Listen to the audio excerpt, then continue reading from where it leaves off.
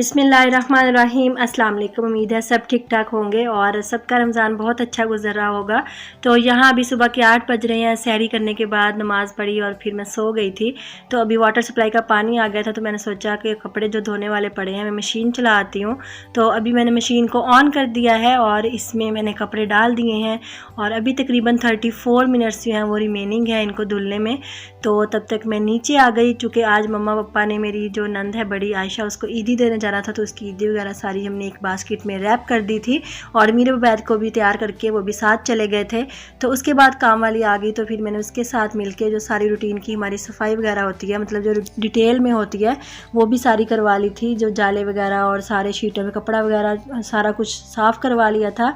फिर ये फ्रीज़र जो है ये काफ़ी अंदर से इसके अंदर पानी था और ये पालक और धनिया की वजह से काफ़ी गंदा हुआ था, तो मैंने सोचा इसको भी क्लीन कर लेती हूँ। क्योंकि फ्रिज को मैंने कुछ दिन पहले साफ़ कर लिया था।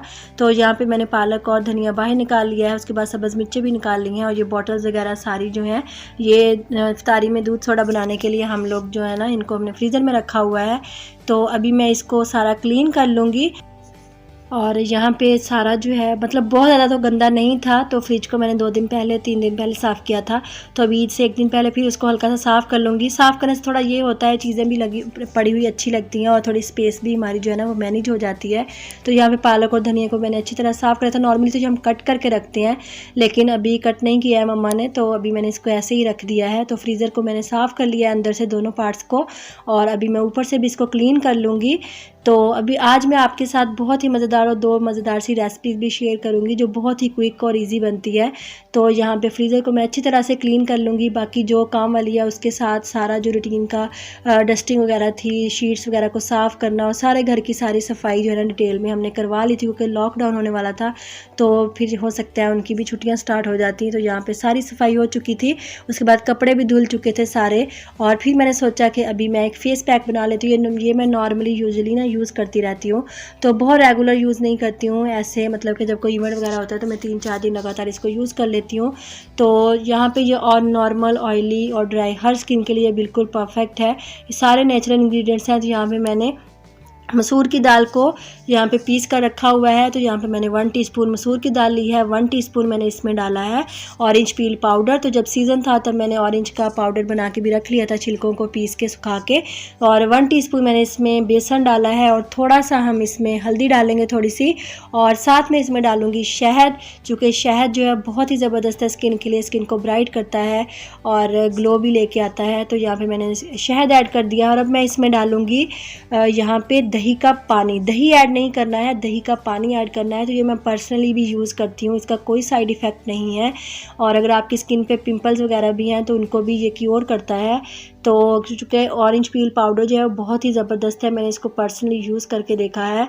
तो यहाँ पे हमारा जो फेस पैक है वो तैयार हो गया था। फिर मैंने इसको 10 मिनट के लिए लगा के छोड़ दिया था। उसके बाद मैंने इसको नॉर्मल पानी के साथ 2 मिनट मसाज करके वॉश कर लिया था ठंडे पानी के साथ। उसके बाद फिर ये मेरे हस्बैंड की कबर्ड थी, तो यहाँ पे उनकी सारी चीज़ें जो है बिखरी पड़ी थी। तो सुबह जब वो तैयार हो रहे थे तो मैं उनको कह रही थी कि मुझे लगता है आज इसको मुझे खुद सेट करना पड़ेगा।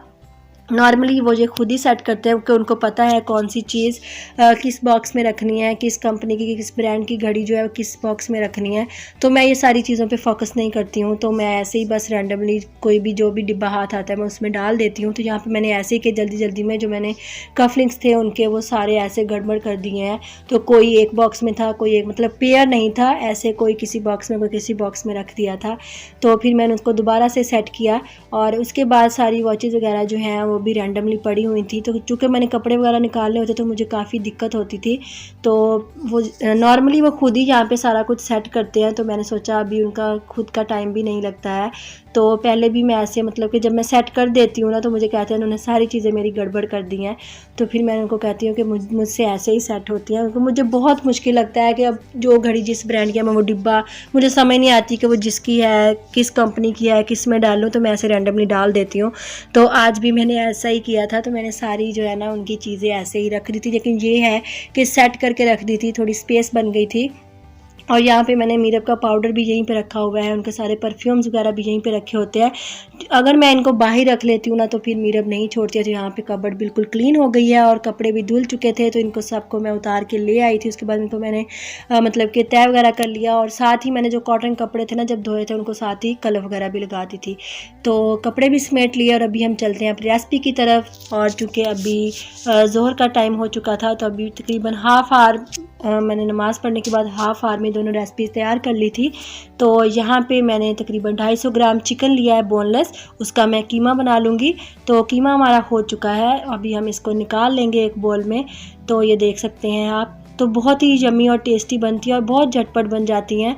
तो 2 रेसिपीज़ मैं आपके साथ शेयर करूँगी, बहुत ही टेस्टी बनती हैं। तो यहाँ पे अभी हम कीमा निकाल लेंगे एक बोल में। तो कीमा मैंने निकाल लिया और अभी हम इसके अंदर बहुत कम मसाले ऐड करेंगे और बहुत टेस्टी बनती है ये रेसिपी। तो अभी मैं इसमें डालूँगी 1 टीस्पून नमक और 1.5 टेबल स्पून मैं इसमें डालूँगी चिकन टिक्का मसाला, और उसके बाद मैं इसमें डालूँगी 2 टेबल स्पून ऑयल। और इन तीनों चीज़ों को मैं अच्छी तरह से मिक्स कर दूँगी, और मिक्स करने के बाद हम इसको हाफ़ आवर के लिए छोड़ देंगे।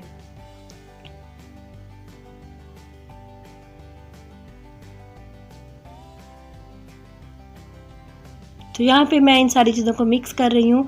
तो ऐसा होता है कि अगर आपने थोड़ी चीज़ें पहले से प्रिपेयर की हुई हो तो इफ्तारी के टाइम बहुत आसानी होती है, आप जल्दी जल्दी से इफ्तारी तैयार कर सकते हैं। तो जब तक इसको मैंने रख दिया था मैरिनेट करके, तब तक मैंने ये चिकन लिया था और इसको मैंने नमक और थोड़ी सी काली मिर्च डाल के बॉयल होने के लिए रख दिया था, जो कि मुझे सेकंड रेसिपी में यूज़ करना था। और अब मैंने कीमा मैरिनेट किया था इसको मैं कुक कर लूँगी। तो यहाँ पे मैंने सिंपल पैन को गरम किया और उसके अंदर कीमा डाल दिया है, और अभी मैं इसको कुक करूँगी। हमने एक्स्ट्रा ऑयल नहीं डालना है, ऑलरेडी मैंने इसमें ऑयल डाल दिया था, और अब हम इसको ऐसे ही कुक कर लेंगे। बहुत ज़्यादा कुक नहीं करेंगे, बस हल्का सा कलर चेंज हो जाए। तो यहाँ पे कलर चेंज हो चुका है, तो अब मैं इसमें डाल दूँगी आधा ग्लास पानी और इसको कवर कर दूँगी तकरीबन 8 से 10 मिनट के लिए लो टू मीडियम फ्लेम पे। इससे हमारा कीमा सॉफ्ट भी हो जाएगा और अच्छी तरह गल भी जाएगा। तो तब तक मैं यहाँ पे धनिया और प्याज कट कर रही थी। तो यहाँ पे मैंने धनिया, प्याज और सब्ज़ मिर्चें उनको भी क्रश करके रख लिया था। तो ऐसे सारी चीज़ें हम जल्दी जल्दी साथ में कर लेते हैं तो बहुत आसानी हो जाती है। और अभी मैं सेकंड रेसिपी को तैयार करूँगी। तो यहाँ पे मैंने तकरीबन 3 आलू लिए थे, उनको बॉयल करके मैश कर लिया है, और अभी मैं इसमें डालूँगी हाफ़ टी स्पून मैंने इसमें काली मिर्च डाली है, हाफ़ टी स्पून मैंने इसमें चाट मसाला ऐड किया है, और हाफ़ टी स्पून मैंने इसमें नमक ऐड किया है। जितने आपके आलू हैं आप उसके अकॉर्डिंग मसाले ऐड कर लीजिएगा। और थोड़ी सी सब्ज़ मिर्ची और धनिया ऐड किया है, और साथ में मैंने जो चिकन बॉयल किया था उसको श्रेड करके ऐड कर दिया है, और हाफ़ कप मैंने इसमें मोज़रेला चीज़ ऐड की है। तो इन सारी चीज़ों को हम मिक्स कर लेंगे। तो यहाँ पर तकरीबन 1.5 कप आलू थे, आधा कप मैंने इसमें मोज़रेला चीज़ और आधा कप ही मैंने इसमें चिकन ऐड किया है बॉयल करके श्रेड करके, और बाकी मसाले मैंने आपको बता दिए हैं। तो यही मसाले हमने इसमें ऐड करें। आप अगर थोड़ा सा स्पाइसी चाहते हैं थोड़ी सी कुटी हुई लाल मिर्च ऐड कर सकते हैं, वो ऑप्शनल है। तो यहाँ पे मैं इसके फिर कटलेट्स बना के इनको रख लूँगी। तो आप किसी भी शेप में बना सकते हैं। तो ऐसे ही मैं सारे कटलेट्स जो है इनको तैयार कर लूँगी। तो कटलेट्स मेरे तैयार हो चुके हैं, और यहाँ पे हमारा कीमा भी बिल्कुल तैयार हो चुका है। तो अभी इसमें हल्का सा पानी है, तो इसको मैं ड्राई कर लूँगी। बिल्कुल हमें इसको ड्राई फॉर्म में लेके आना है, इसमें बिल्कुल भी नमी ना रहे। तो इसको मैंने पानी को सारे को ड्राई कर लिया है और कीमा हमारा बिल्कुल तैयार हो गया है। तो इसको अब मैं एक बोल में निकाल लूँगी। तो कीमे को हम एक बोल में निकालेंगे, और उसके बाद मैं इसमें ऐड करूँगी तकरीबन, यहाँ पे मैंने 2 दरमियाने साइज़ की आलू ली थी। इनको सिर्फ आलू हमने बाइंडिंग के लिए यूज़ करने हैं, तो उसको मैंने हाथ से ही मोटा मोटा पीस लिया है। और उसके बाद मैं इसमें सब्ज़ मिर्च, धनिया और थोड़ा सा नमक ऐड किया है, और 1 लेमन का जूस मैंने इसमें डाला है। और इन सारी चीज़ों को हम फिर से अच्छी तरह मिक्स कर देंगे। साथ मैंने एक दरमियाने साइज़ की प्याज ऐड की है, और इन सारी चीज़ों को मिक्स करने के बाद हम अभी इफ्तारी में टाइम था तो मैंने इसको आधे घंटे के लिए फ्रिज में रख दिया था।